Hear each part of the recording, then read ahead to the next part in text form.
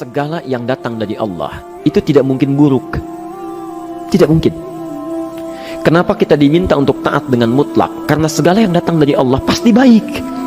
Ya, pasti baik. Karena Allah menurunkan segala maslahat sesuai kebutuhan kita. Cuma manusia kadang-kadang, maaf, menginginkan sesuatu dengan pikiran pendeknya yang bukan kebutuhannya. Al-Baqarah 216. Nggak pelan-pelan kita ya.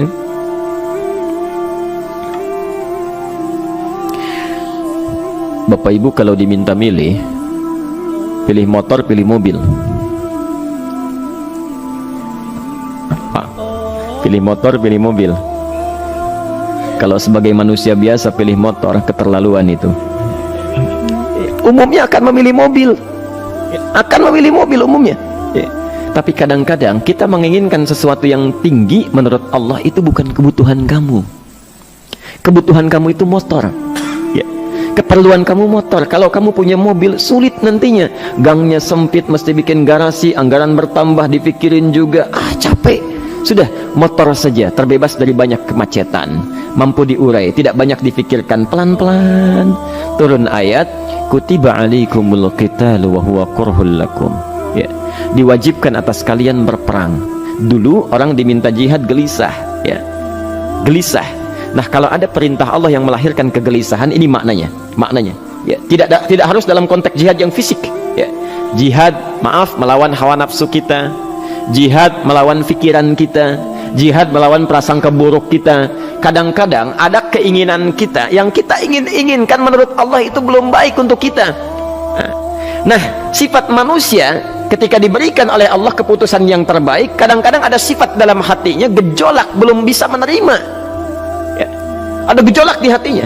Dalam keadaan demikian kata Quran, kutiba alaikumul qital. Kalau anda merasakan sesuatu sedang ada gejolak di jiwa, sulit menerima ketetapan Allah, maka perangi perasaan-perasaan buruk itu. Wa huwa kurhul lakum, walaupun itu sulit. Walaupun itu sulit. Jangan berprasangka buruk dulu pada Allah.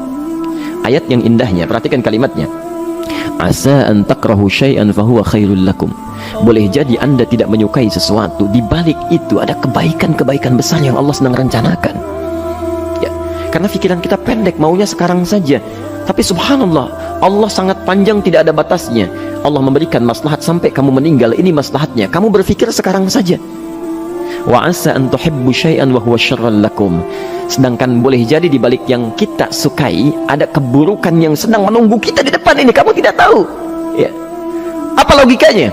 Wallahu ya'lamu, Allah tahu masa depan yang akan terjadi menimpa kita, wa antum la ta'lamun, sedangkan kalian tidak bisa membaca masa depan. Ya. Saya punya adik perempuan datang lalu meminta doa.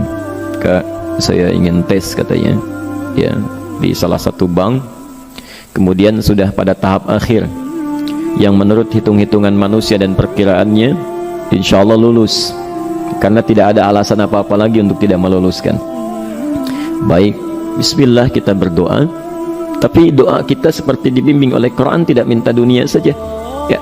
Jadi dunia baik, Al-Baqarah 201, Rabbana atina fid dunya wa fil akhirah. Ya. Dunia minta baik, akhirat minta baik.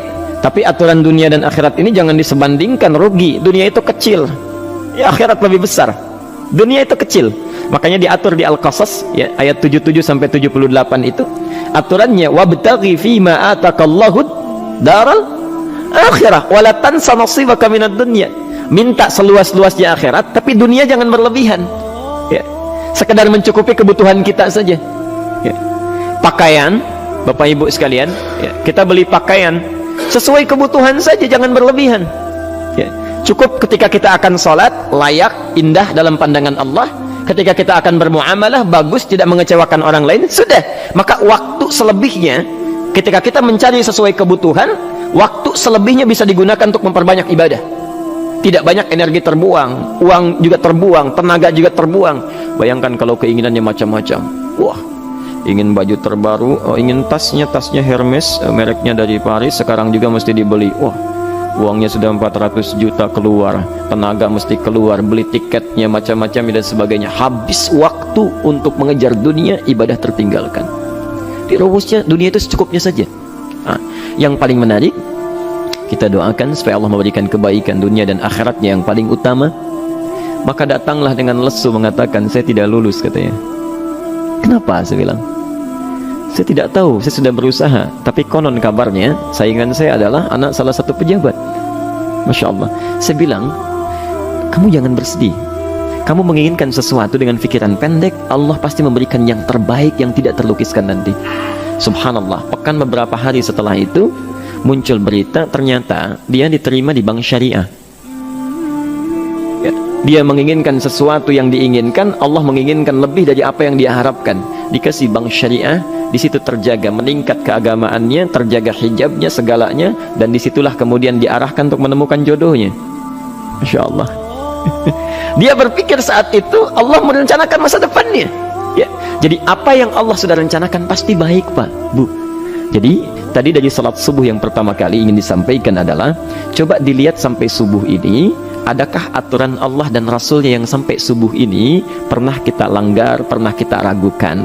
Barangkali itu yang membuat kehidupan kita sulit. Ya. Allah, Rasul membuat aturan, dan ada 4 tipikal orang, ya, 4 tipikal orang bila dihubungkan dengan aturan yang Allah dan Rasul sudah buat itu. 1, ada yang ikut aturan. Maka orang seperti ini, kata Quran, yuridullahu bikumul yusra wala yuridu bikumul usra. Al-Baqarah 185. Allah menginginkan kemudahan, tidak menghendaki kesulitan dalam hidupmu. Ya. Maka dibuat aturan, yang ikut aturan Allah pasti mudah hidupnya. Ya, pasti mudah hidupnya. Ya. Rizkinya mudah, hidupnya mudah, nyaman, enak. Ya. 1, ada yang ikut aturan. Yang kedua, ada yang keluar aturan. Ya. Ini pasti repot. Pasti repot. Di awal-awal seperti menyenangkan, ujung-ujungnya repot. Allah bilang, jujur, jangan berdusta. Kalau dusta celaka. Wailul lil mukadzibin. Celaka bagi para pendusta. Dia keluar aturan, dia berdusta. Awal-awal memang nikmat. Besok. Ya. Pak, ini amplop siapa ya? Ya. Maaf Pak, ini amplop memang ini khusus Pak, anggaran tertentu, tidak ada kaitan dengan proyek ini. Padahal ada kaitan dengan proyek, dia sisihkan untuk kepentingan pribadinya. Bohong. Saat itu merasakan enak dapat tambahan, besok-besok dikejar-kejar sama aparat kepolisian. Ya. Celaka. Wail, itu sudah keluar aturan, pasti celaka. Ya. Subhanallah. Jadi ada orang kedua keluar aturan. Yang ketiga bikin aturan sendiri. Dikasih aturan, dia bikin aturan sendiri. Subhanallah. Kalau sakit, dibuat ketentuan. Sakit pertama kalau biasa-biasa saja, ya, subhanallah, ikhtiarnya pergi ke dokter. Seorang sahabat datang kepada Rasulullah, ya Rasulullah, saya sakit, tolong doakan saya. Kata Nabi, idhab ila tabib, pergi ke dokter. Ini orang pintar sekali. Kata orang ini, ya Rasulullah, Anda kan Nabi Rasul, angkat tangan Anda, Allah kan maha menyembuhkan, nanti Allah sembuhkan saya. Cerdas ya? Tapi subhanallah, Nabi harus lebih cerdas, dapat bimbingan dari wahyu. Pergilah ke dokter, karena kesembuhan yang telah Allah tetapkan dititipkan di tangan para dokter. Masya Allah, pergi ke dokter. Ya. Itu rumus pertama. Nanti kalau dokter sudah pada hand up, ya, angkat tangan, tidak mampu menyembuhkan, itu tandanya Allah ingin langsung menyembuhkan tanpa turut campur makhluk yang ada.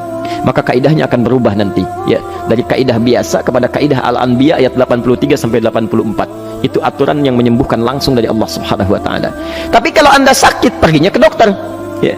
Cuma ada manusia bikin aturan sendiri. Sakit, pergi ke dukun. Ya. Dukun nggak bisa, pergi ke paranormal. Dirinya pun sudah nggak normal. Makanya disebut paranormal, karena nggak normal. Ya. Tapi didatangi juga gitu, bikin aturan sendiri. Karena itu jadi lebih sulit hidupnya. Ya. Doa, minta pada Allah, kan sederhana. Ya. Doa nggak bayar, nggak ada macam-macam, masya Allah, gampang sebetulnya. Ada kekeringan sekarang kan, banyak kekeringan ya, banyak kekeringan. Dikasih rumus, subhanallah, dikasih rumus yang tidak perlu pakai biaya, meluangkan waktu, itu pun berpahala juga. Dunianya dapat, akhiratnya melimpah. Ya, dikasihlah salat istisqa, masya Allah, tinggal minta, memohon kepada Allah. Salat, mengangkat tangan, mohon pada Allah. Subhanallah, manusia tidak bikin aturan sendiri. Digarami saja. Orang garamin sayur, dia garamin awan. Cari biaya miliaran, terbang pakai pesawat. Kalau Allah tidak berkehendak, ya sudah. Ya, ayo silahkan. Berapa biaya yang mau kamu kumpulkan? Tenaga yang kamu kumpulkan, silahkan aja. Ya, yang ini hujan, bikin kering lagi di sana. Sana hujan, bikin kering lagi di sana. Mau sampai kapan? Ya, dikasih yang gratis tinggal muncul, cuma manusia bikin aturan sendiri, ya susah hidupnya. Itu yang ketiga. Yang keempat, ada orang nggak mau diatur. Allah bikin aturan, dia nggak mau diatur. Ya, masya Allah, ini yang luar biasa. Inilah yang fasik. Fasik itu keluar dari aturan, menyimpang, tidak mau diatur dia. Ya, tidak mau diatur. Karena itu Bapak Ibu sekalian, dari ayat yang pertama ini, ya, mari kita evaluasi sampai dengan hari ini subuh. Dari ayatnya memang sederhana, singkat, padat, cuma satu ayat, tapi meminta kita untuk melihat, sudahkah sampai hari ini taat pada Allah dan Rasulnya. Yang kedua, ketaatan kita apakah selalu ragu atau sudah melahirkan keyakinan yang paripurna, ya. Yang ketiga, pelajari aturan-aturan Allah terkait kehidupan kita, aturan salat, aturan muamalah, ya, aturan beraktivitas, aturan berumah tangga. Pelajari itu supaya mendapatkan kemudahan. Biasanya kesulitan didapatkan karena kita belum mengenal aturan Allah dan Rasulnya.